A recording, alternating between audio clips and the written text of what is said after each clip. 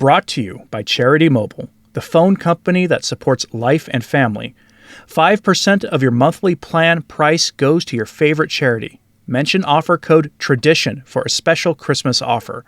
Learn more at CharityMobile.com. Perhaps the most pronounced error of the post-conciliar period is ecumenical dialogue.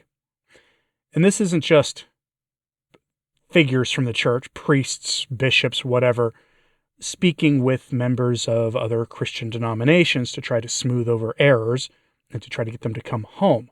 That would actually be right-ordered ecumenical dialogue.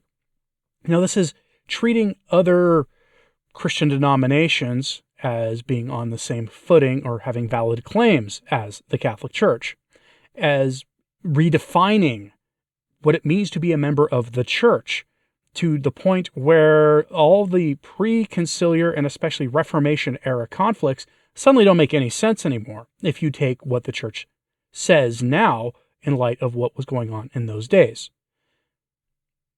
But this is, of course, not limited only to our separated brethren, and to use post-conciliar language. To those who profess Christ, they just deny the Church's claims on virtually everything. Ecumenical dialogue has notoriously been used to essentially sell the faith out to pagan groups. Various kinds. It doesn't really matter which one it is you're talking about at any given moment. As the psalmist and as St. Paul tells us, all the gods of the Gentiles are devils. When you see Pachamama idols being placed on altars, when you see ancient pre-Christian quote-unquote deities being treated in a serious way, what you're seeing is a veneration of demons. And as such, it is time to take this seriously. And one of the errors we've seen in the post-conciliar era has been this treatment of the followers of such creatures as if they are serious and should be treated with respect, instead of being evangelized to aggressively to get them to come home and save their souls. We saw this at Assisi, in the infamous Assisi conferences in 1986. We saw this at the Pachamama debacle and countless other kinds of things. And a story that hasn't made the news as much as it should have happened in the last few days, where in Europe, the worshippers of the elephant false deity from India were being dialogued with in a truly synodal way with priests and seminarians. They were invited to have this dialogue and to learn from one another. And some of the seminarians, the priests involved, and the people who run the seminary who went to go speak with these people who worship demons, participated in their demonic worship. This is, of course, a public act of essentially apostasy. I mean, it's what it is. No one comes to the Father except through me, says Jesus in the Scriptures. You can't exactly serve both God and the devil at the same time. And yet here we have an example of actual demon worship happening involving priests. Now remember, I told you about a couple of weeks ago here on this channel that there are Catholics in South America who are leaving the Catholic faith and converting, if you want to call it that, to overt Satan worship. It's a heck of a shift if you think about it. This is part and parcel of the same thing. So we go to Info Vaticana for this headline. Controversy at the meeting of seminars in southern Spain over participation in an act of elephant demon worship. Our hosts on these platforms don't typically like it when we tell the truth about things that aren't, when it comes to what it is other groups who aren't Christians are doing. So you have to tread carefully. This isn't a Lutheran minister and a Catholic priest praying side by side. This isn't a Calvinist and a Jesuit agreeing on some matter that they should not be agreeing with on justification. For though everybody in those examples professes Christ as Lord, even if some of them don't understand what that means. This is something entirely different. This is the worship of demons. The church has never been subtle about this. The church has never equivocated on this subject. Until about a few decades ago, when suddenly everything Every truth claim the church makes was up for debate. From the article, quote,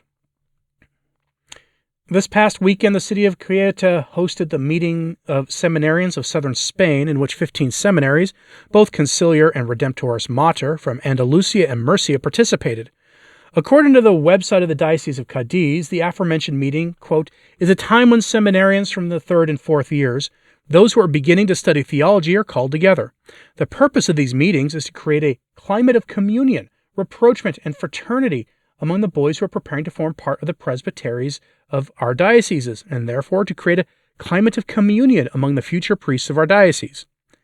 In the days leading up to this, the rector of the seminary of Cadiz, Ricardo Jimenez, hoped and wished that these would be days of coexistence and encounter that would allow us to get closer to the idiosyncrasy of the Queti reality and to get to know the other religions present in the city, and that would make us aware of the importance of creating bridges of encounter and dialogue with believers of other religions, and the need to evangelize so that our faithful can be salt and light of the world. The program for this meeting of seminarians includes a visit to a redacted temple for the people who are basically arriving on that continent in large numbers, as well as an elephant worship center.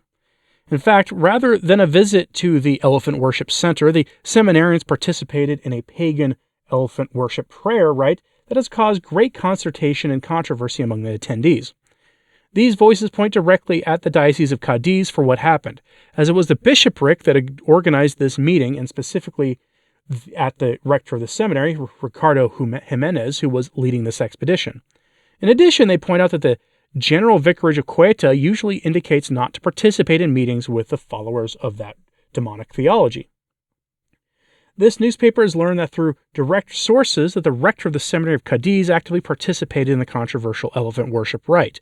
These sources specify that the seminarians from Malaga did not attend this meeting due to the consequences of the Dana in their province. Neither were all the trainers from the other seminaries present. These sources told Info Vaticana that, quote, the visit to the pagan temple arrived late, so there was no cultural visit, but instead everyone was taken into the temple during prayer time. Once the pagan temple, the clergymen, theologians of the Redemptorists, and priests were asked to make circles with candles invoking their own pagan deity. At that moment, the seminarians from Jerez and Huelva immediately withdrew along with other seminarians. However, these sources indicate that the majority of these clergymen made circles with the candle in front of the deities, especially in front of the elephant deity, one of the best-known gods of that demonic way.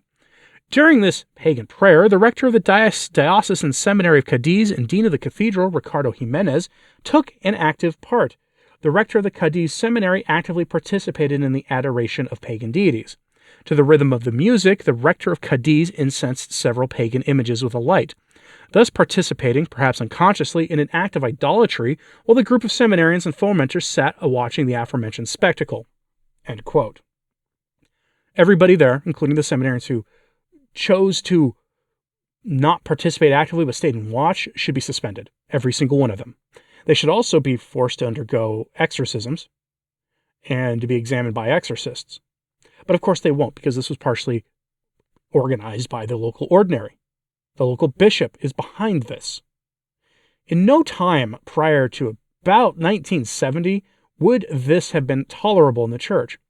But now it is.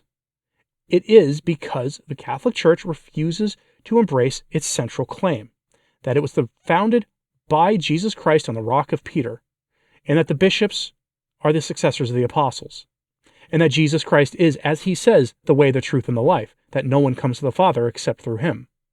There is no reason to participate in these things. It is well and good for seminarians to understand the basics of what other religions teach, but there aren't exactly a shortage of well-made documentaries on the subject, as well as experts who can give testimony and be guest lecturers in the seminary for that kind of thing. And instead, they have them participate in the worship of demons, hence why they need to be exorcised, every single one of them, as well as them being forced to recant of the error that they did before they're allowed to even be considered to continue on their paths of studies or back into the active ministry.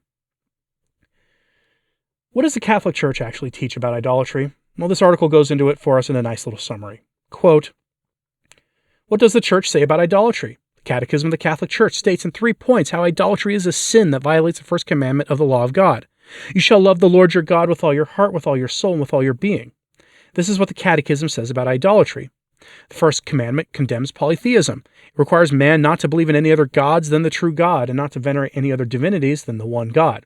Scripture constantly recalls this rejection of, quote, idols, gold and silver, the work of men's hands, which have mouths but do not speak, and eyes but do not see. These vain idols make vain those who worship them. Those who make them will be like them, so will all who trust in them. God, on the contrary, is the living God, who gives life and intervenes in history. Idolatry does not refer only to the false followings of paganism. It is a constant temptation of faith. It consists in divinizing what is not God. Idolatry consists whenever man honors and reveres a creature in the place of God, whether it be gods or demons, for example, the followers of Satan, power, pleasure, the flesh, ancestors, state, money, etc. Cannot serve God and money, says Jesus. Many martyrs gave everything for refusing to worship the beast, refusing even to simulate its worship. Idolatry rejects the sole lordship of God. It is therefore incompatible with divine communion. Human life is unified in the worship of the one God. The commandment to worship the Lord gives unity to man and saves him from endless dispersion. Idolatry is a perversion of the religious sense innate in man. The idolater is the one who applies it to anything else instead of God, the indestructible notion of God. End lengthy quote. You'd think the seminarians, the bishop who organized this, and the priests who participated would know this. But instead, they believe, as Francis has preached recently, that all religions are the paths to the one God. He has said that. It's heresy, but he said it. All the gods of the Gentiles are devils. All of them. Something to remember. Please, I beg you, pray for those seminarians and those priests in this story today. But I'm curious, what do you think about this? Are you surprised at all by this story? Does it surprise you in the slightest to see this kind of thing happening in Spain? Does it surprise you to see that that seminarians they couldn't quite bring themselves to do it, but they sat back and watched? What do you think of this story? Let me know in the comments, please. Like and subscribe if you haven't. It certainly helps. So does sharing this on social media. That helps too. And as always, pray for the church. I'm Anthony Stine. Ave Maria.